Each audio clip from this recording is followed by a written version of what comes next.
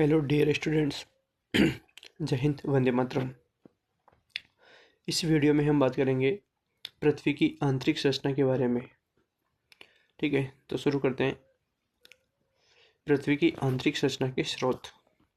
पृथ्वी की आंतरिक संरचना के स्रोतों में अप्राकृतिक स्रोत में हम घनत्व, दबाव, तापमान आदि को शामिल करते हैं। पृथ्वी की उत्पत्ति से संबंधित सिद्धांतों के साक्ष्य भी पृथ्वी की आंतरिक संरचना की जानकारी देते हैं। प्राकृतिक स्रोतों में ज्वालामुखी उद्गार और भूकंप विज्ञान को शामिल करते हैं, और हमें पृथ्वी की जो भूगर्भ की जानकारी है वो अच्छे से केवल भूकंप विज्ञान के साक्ष्यों के आधार पर ही मिल पाती है। बाकी के जो तत्व हैं, बाकी के जो स्रोत हैं, उनसे पृथ्वी की आंतरिक संरचना की पूर्णतः वैज्ञानिक जानकारी हमें नहीं मिल पाती है। पृथ्वी की आंतरिक संरचना की वैज्ञानिक जानकारी के लिए हमें भूकंप विज्ञान के ऊपर सबसे ज़्यादा भरोसा है, और उसी के माध्यम से हमें पृथ्वी की आंतरिक संरचना की स्पष्टतः जानकारी मिल पाती है। ठीक है ना। तो ये पृथ्वी की आंतरिक संरचना की जानकारी के स्रोत हैं। इसके बाद में भूगर्भ की जानकारी के प्रत्यक्ष स्रोत। पृथ्वी से सबसे आसानी से उपलब्ध ठोस पदार्थ धरातलीय चट्टानें हैं। ये वे चट्टानें हैं जो हम खनन क्षेत्रों से प्राप्त करते हैं। दक्षिण अफ्रीका की सोने की खानें 3 से 4 किलोमीटर तक गहरी है। इससे अधिक गहराई में जा पाना असंभव है, क्योंकि उतनी गहराई पर तापमान बहुत अधिक होता है। संसार भर के वैज्ञानिक दो मुख्य परियोजनाओं पर काम कर रहे हैं। एक तो प्रभेदन परियोजना गहरे समुद्र में, दूसरी समन्वित महासागरीय प्रभेदन परियोजना। आज तक सबसे गहरा प्रभेदन आर्कटिक महासागर में कोला क्षेत्र में 12 किलोमीटर की गहराई तक किया गया है। ज्वालामुखी उद्गार प्रत्यक्ष जानकारी का एक अन्य स्रोत है। जब कभी भी ज्वालामुखी उद्गार से लावा पृथ्वी के धरातल पर आता है तो यह प्रयोगशाला अन्वेषण के लिए उपलब्ध होता है। भूगर्भ की जानकारी के अप्रत्यक्ष स्रोत में पदार्थ के गुणधर्म के विश्लेषण से पृथ्वी के आंतरिक भाग की अप्रत्यक्ष जानकारी प्राप्त होती है। खनन क्रिया से हमें पता चलता है कि पृथ्वी के धरातल में गहराई बढ़ने के साथ साथ तापमान एवं दबाव में वृद्धि होती है। गहराई बढ़ने के साथ साथ पदार्थ का घनत्व भी बढ़ता है। पृथ्वी की आंतरिक जानकारी का दूसरा अप्रत्यक्ष स्रोत उल्काएं हैं, जो कभी कभी धरती तक पहुंचती है। उल्काओं के विश्लेषण के लिए उपलब्ध पदार्थ पृथ्वी के आंतरिक भाग से प्राप्त नहीं होते हैं, परंतु उल्काओं से प्राप्त पदार्थ और उनकी संरचना पृथ्वी से मिलती जुलती है। उल्काएं वैसे ही पदार्थ के बने ठोस पिंड हैं जिनसे हमारा ग्रह बना है। अन्य अप्रत्यक्ष स्रोतों में गुरुत्वाकर्षण, चुंबकीय क्षेत्र व भूकंप संबंधी क्रियाएं शामिल है। गुरुत्वाकर्षण बल ध्रुवों पर अधिक एवं भूमध्य रेखा पर कम होता है। पृथ्वी के केंद्र से दूरी के कारण गुरुत्वाकर्षण बल ध्रुवों पर अधिक और भूमध्य रेखा पर कम होता है। गुरुत्व का मान पदार्थ के अनुसार भी बदलता है। ठीक है। अलग अलग स्थानों पर गुरुत्वाकर्षण की भिन्नता अनेक अन्य कारकों से भी प्रभावित होती है। इस भिन्नता को गुरुत्व विसंगति कहा जाता है। गुरुत्व विसंगति हमें भूपरपट्टी में पदार्थ के द्रव्यमान के वितरण की जानकारी देती है। चुंबकीय सर्वेक्षण भी भूपरपट्टी में चुंबकीय पदार्थ के वितरण की जानकारी देते हैं। चुंबकीय गतिविधियां भी पृथ्वी की आंतरिक जानकारी का एक महत्वपूर्ण स्रोत है। अब देख लेते हैं पृथ्वी की आंतरिक संरचना। पृथ्वी की आंतरिक संरचना एवं संगठन या पृथ्वी का रासायनिक संगठन एवं विभिन्न परतें एडवर्ड स्वेस के अनुसार देख लेते हैं, फिर हम आधुनिक मत के अनुसार भी देखेंगे। तो देखते हैं स्वेस के अनुसार। भूपटल का ऊपरी भाग अवसाद से निर्मित परतदार शैलों का बना है, जिसकी गहराई बहुत कम है। यह परत रवेदार शैलों, विशेषकर सिलिकेट पदार्थों की बनी है, जिसमें फेल्सपार तथा अब्रक आदि खनिजों की प्रधानता है। इस परत को पपड़ी या क्रस्ट कहा जा सकता है। इसके नीचे स्वेस ने निम्न 3 परतें मानी है। पहली परत है सियाल। ठीक है, SiAl। परतदार शैलों के नीचे सियाल परत पाई जाती है, जिसकी रचना ग्रेनाइट से हुई है। इस परत की रचना सिलिका तथा एल्यूमिनियम से हुई है, इस कारण इस परत को शियाल कहा जाता है। ठीक है। इस परत का औसत घनत्व 2.9 है। इसकी औसत गहराई 50 से इसकी औसत गहराई रुको एक सेकेंड इसकी औसत गहराई 50 से 300 किलोमीटर है। इसमें तेजाबी पदार्थों की अधिकता होती है तथा पोटेशियम, सोडियम तथा एल्यूमिनियम के सिलिकेट पाए जाते हैं। महाद्वीपों की रचना इसी शियाल से हुई मानी जाती है। ये इसका डायग्राम है, क्राइस्ट शियाल सीमा निफे, है ना, ये बना सकते हैं आप लोग डायग्राम। स्वेस के अनुसार पृथ्वी का आंतरिक भाग या संरचना, है ना। इसके बाद में दूसरी परत है सीमा, SIMA, सिलिका और मैग्नीशियम। सियाल के नीचे दूसरी परत सीमा की है। इसकी रचना बेसाल्ट आग्नेय शिलाओं से हुई है। ज्वालामुखी उद्गार के समय गर्म एवं तरल लावा यहीं से बाहर आता है। इस परत में सिलिका तथा मैग्नीशियम की प्रधानता होती है, इसी कारण इसे सीमा परत कहते हैं। इसका औसत घनत्व 2.9 से 4.7 है तथा गहराई 1000 से 2000 किलोमीटर तक है। इस परत में क्षारीय पदार्थों की अधिकता होती है। इसमें मैग्नीशियम, कैल्शियम एवं लोहे के सिलिकेट अधिक पाए जाते हैं। तीसरी परत है निफे, निकल और फेरस या फेरियम। सीमा परत के नीचे पृथ्वी की तीसरी तथा अंतिम परत पाई जाती है। इस परत की रचना निकल तथा फेरियम से हुई है। इस प्रकार यह परत कठोर धातुओं की बनी है। इसका घनत्व 11 ग्राम प्रति घन सेंटीमीटर है। इसका व्यास 6880 किलोमीटर के लगभग है। फेरियम लोहे का ही दूसरा रूप होता है। इस प्रकार पृथ्वी के अंतरतम या कोर में लोहे की उपस्थिति से पता चलता है कि पृथ्वी में एक चुंबकीय शक्ति है। इससे पृथ्वी की स्थिरता भी प्रभावित होती है। ठीक है ना। तो ये स्वेस के अनुसार पृथ्वी की आंतरिक परतें थी शियाल, सीमा, निफे। ठीक है ना, क्रस्ट के बाद में शियाल, सीमा, निफे। अब है अपना अभिनव मत या आधुनिक मत के अनुसार पृथ्वी की आंतरिक संरचना। इसके अनुसार पहली जो परत है वह है भूपरपट्टी यानी कि क्रस्ट। यह ठोस पृथ्वी का सबसे बाहरी भाग है। यह बहुत भंगुर भाग है जिसमें जल्दी टूट जाने की प्रवृत्ति पाई जाती है। इसका घनत्व 2.8 से 3 ग्राम प्रति घन सेंटीमीटर है। भूपरपट्टी की मोटाई महाद्वीपों और महासागरों के नीचे अलग अलग है। महासागरों में भूपरपट्टी की मोटाई महाद्वीपों की तुलना में कम है। महासागरों के नीचे इसकी औसत मोटाई 5 किलोमीटर है, जबकि महाद्वीपों के नीचे यह 30 किलोमीटर तक है। हिमालय पर्वत श्रेणियों के नीचे भूपरपट्टी की मोटाई लगभग 70 किलोमीटर तक है। दूसरी परत है मेंटल, इसको बोलेंगे हम प्रवार प्रवार प्रवार प्रवार या परावर।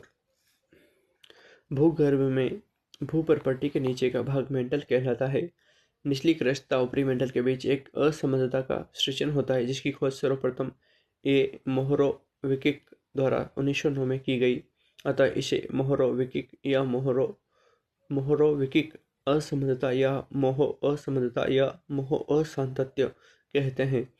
मेंटल मोह असांतत्य से प्रारंभ होकर 2900 किलोमीटर की गहराई तक बह जाता है। मेंटल का ऊपरी भाग दुर्बलता मंडल कहलाता है। एस्थेनो शब्द का अर्थ दुर्बलता से है। इसका विस्तार 400 किलोमीटर तक आंका गया है। ज्वालामुखी उद्गार के दौरान जो लावा धरातल पर पहुंचता है उसका मुख्य स्रोत यही है। भूपरपट्टी एवं मेंटल का ऊपरी भाग मिलकर स्थल मंडल कहलाते हैं। इसकी मोटाई 10 से 200 किलोमीटर के बीच पाई जाती है। निचले मेंटल का विस्तार दुर्बलता मंडल के समाप्त हो जाने के बाद तक है। यह ठोस अवस्था में है। मेंटल का घनत्व 4.3 ग्राम प्रति घन सेंटीमीटर है। ऊपरी मेंटल में 100 से 200 किलोमीटर की गहराई में भूकंपीय लहरों की गति मंद पड़ जाती है। यहाँ पर 7.8 किलोमीटर प्रति सेकंड होती है भूकंपीय लहरों की गति। इस भाग को निम्न गति का मंडल कहते हैं। ठीक है ना। लास्ट और अंदर की जो परत है वो है अंतरतम यानी कि कोर। क्रोड का विस्तार 2900 किलोमीटर से पृथ्वी के केंद्र 6371 किलोमीटर तक है। मेंटल और क्रोड सीमा को गुटेनबर्ग विचट असमंजसता कहते हैं। इस सीमा के सहारे घनत्व में अत्यधिक परिवर्तन यानी कि इस सीमा के ऊपर मेंटल का घनत्व 5.5 तथा नीचे क्रोड का घनत्व 10 ग्राम प्रति घन सेंटीमीटर तथा पी लहरों की गति में अचानक वृद्धि। यहाँ पर फिर लहरों की गति 13.6 किलोमीटर प्रति सेकंड होती है और नीचे जाने पर यह घनत्व 12 से 13 तथा केंद्र पर 13.16 हो जाता है। क्रोड को दो उपभागों में विभाजित किया जाता है। बाह्य क्रोड, इसका विस्तार 2900 किलोमीटर से 5150 किलोमीटर की गहराई के बीच है। यह तरल अवस्था में है। इस मंडल में यश लहरें प्रविष्ट नहीं हो पाती है। और दूसरा है आंतरिक क्रोड, इसका विस्तार 5150 से 6371 किलोमीटर की गहराई तक है। यह ठोस अवस्था में है। इसका घनत्व 13.6 ग्राम प्रति घन सेंटीमीटर है। पी लहर की गति 11.23 किलोमीटर प्रति सेकंड होती है। क्रोड भारी पदार्थों निकेल और लोहे का बना हुआ है। ये इसका डायग्राम है, ठीक है ना। और यहाँ पर मैं ट्रिक बता देता हूँ आपको। देखो, जो पृथ्वी की आंतरिक संरचनाएं हैं आधुनिक मत के अनुसार, ठीक है ना, आधुनिक मत के अनुसार पृथ्वी की आंतरिक संरचना को हम 3 भागों में डिवाइड करते हैं। पहला है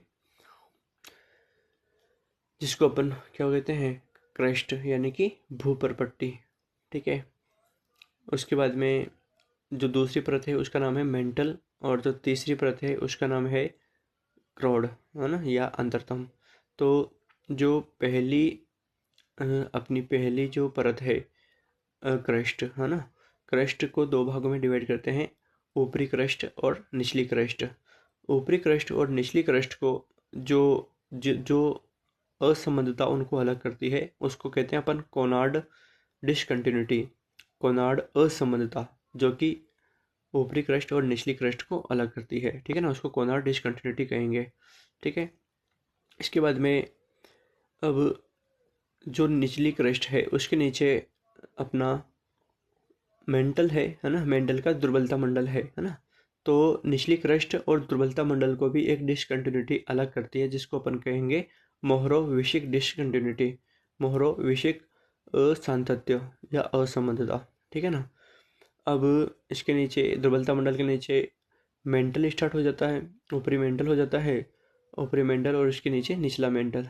तो ऊपरी मेंटल और निचले मेंटल को एक डिसकंटिन्यूटी अलग करती है, ठीक है ना, जिसका नाम है रेपेटिव डिसकंटिन्यूटी। ये ऊपरी मेंटल और निचले मेंटल को अलग करती है। इसका नाम है क्या है, इसका नाम क्या है, रेपेटिव डिसकंटिन्यूटी। इसके बाद में जो निचला मेंटल है और बाह्य क्रोड जो है उनको एक डिसकंटिन्यूटी अलग करती है, उसका नाम है विचर्ट या गुटेनबर्ग डिसकंटिन्यूटी, ठीक है ना, जो कि निचले मेंटल और बाह्य क्रोड को अलग करती है, ठीक है।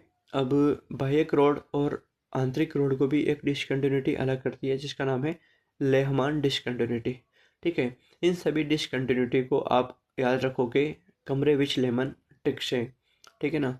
क से यहाँ पर कोनार्ड हो जाएगा, म से मोहरोविशिक हो जाएगा, रे से रेपेटिव हो जाएगा, विच से विचर्ट या गुटेनबर्ग हो जाएगा, और लेमन से लेहमान हो जाएगा, ठीक है। इस हिसाब से आप जो पृथ्वी की आंतरिक संरचना है, ठीक है ना, उनके बीच में जो डिसकंटिन्यूटी पाई जाती है, जैसे कि ऊपरी क्रस्ट और निचली क्रस्ट के बीच में आपकी कोनार्ड डिसकंटिन्यूटी पाई जाती है, ठीक है ना। फिर निचली क्रस्ट और ऊपरी मेंटल का जो एस्थेनोस्फीयर है, दुर्बलता मंडल है, उनके बीच में मोहरोविशिक डिसकंटिन्यूटी पाई जाती है। फिर ऊपरी मेंटल और निचले मेंटल के बीच में एक डिसकंटिन्यूटी पाई जाती है, जिसको अपन रेपेटिव डिसकंटिन्यूटी कहते हैं, ठीक है। फिर निचले मेंटल और बाह्य क्रोड के बीच में एक डिसकंटिन्यूटी पाई जाती है, जिसको अपन विचर्ट या गुटेनबर्ग डिसकंटिन्यूटी कहते हैं। और फिर जो लास्ट में है अपने बाह्य क्रोड और आंतरिक क्रोड के बीच में एक डिसकंटिन्यूटी पाई जाती है, जिसको अपन लेहमान डिसकंटिन्यूटी कहते हैं। तो ये कुछ डिसकंटिन्यूटीज है ना, जो कि एग्जाम की दृष्टि से भी इम्पोर्टेंट होती है, कंपटीशन में पूछ लिया जाता है। तो ये आपकी पृथ्वी की आंतरिक संरचना जो थी वो यहाँ पर इतनी है। इसको डिटेल में भी अगर आपको पढ़ना है तो खूब सारे विद्वानों ने पृथ्वी की आंतरिक संरचना का विस्तृत उल्लेख कर रखा है, जैसे कि वांडरग्राफ्ट है ना। वांडरग्राफ्ट के अलावा जो भूकंपीय साक्ष्य हैं, भूकंपीय साक्ष्य के अनुसार भी पृथ्वी की जो परतें हैं ना वो डिवाइड की गई है ना। खूब सारी परतें डिवाइड की गई है पृथ्वी की, खूब सारी का मतलब 4 परतें, ठीक है ना।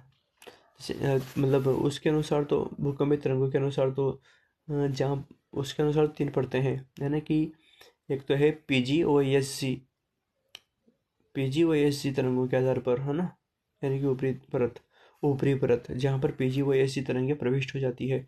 फिर उसके बाद में है पी स्टार और एस स्टार तरंगे जहाँ पर प्रविष्ट होती है, यानी कि मध्यवर्ती भाग। ठीक है, फिर उसके अनुसार निचला भाग है जहाँ पर पी और एस तरंगे प्रविष्ट होती है।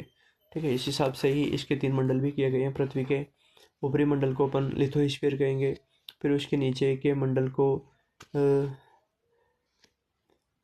निचले मंडल को बेरिस्फीयर ऐसे कुछ कहेंगे अपन।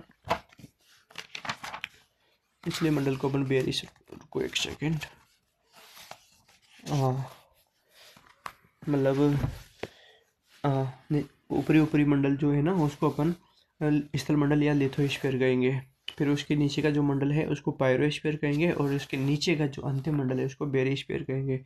ये भूकंप साक्ष्यों के आधार पर 3 मंडल हैं। इसी आधार पर स्वेश ने भी डिवाइड किया है सियाल सिमानिफे। इसके अलावा जो दिल्ली है, दिल्ली ने भी इसको 4 भागों में डिवाइड किया है, स्थल मंडल, दुर्बलता मंडल, मध्य मंडल और केंद्र मंडल में। जेफरीज ने भी 4 भागों में डिवाइड किया है, बाह्य या प्रथम परत, द्वितीय परत, तृतीय परत, चतुर्थ परत। होम्स ने भी डिवाइड किया है 2 भागों में, पपड़ी यानी कि क्रस्ट और अधः स्तर। और वांटरग्राफ्ट ने भी 4 भागों में डिवाइड किया है, बाह्य का सिलिका प्रपट्टी, आंतरिक सिलिकेट पटल, आंतरिक सिलिकेट परत तथा मेंटल और मिश्रित धातुओं तथा सिलिका की परत, और धात्विक केंद्र तथा धात्विक पिंड। और आधुनिक मत के अनुसार तो बताइए आपको भूपरपट्टी, है ना, ऊपरी भूपरपट्टी, निचली भूपरपट्टी। ठीक है, और मेंटल, ऊपरी मेंटल, निचला मेंटल। ठीक है, और क्रोड, ऊपरी बाह्य क्रोड और आंतरिक क्रोड। ये पृथ्वी की आंतरिक संरचना आपकी यहाँ पर समाप्त हो जाती है। बहुत अधिक डिटेल के लिए आप लोग कोई अच्छी सी बुक कर सकते हैं। ठीक है, क्योंकि यहाँ पर हर चीज़ जो है वो कवर नहीं हो पाएगी, क्योंकि नोट्स सबके अलग अलग होते हैं। नोट्स से हर एक चीज़ जो है वो ऐड नहीं की जा सकती है। ठीक है ना, तो अगर आपको बहुत ही ज़्यादा डिटेल में पढ़ना है तो आप बुक्स को फॉलो करें। सविंदर सिंह जी की बुक्स को फॉलो कर सकते हैं आप लोग, या फिर किसी गाइड में आप अन्य जो वर्गीकरण है आपके उनको भी पढ़ सकते हैं। ठीक है ना, मिलते हैं नेक्स्ट वीडियो में। जय हिंद, वंदे मातरम।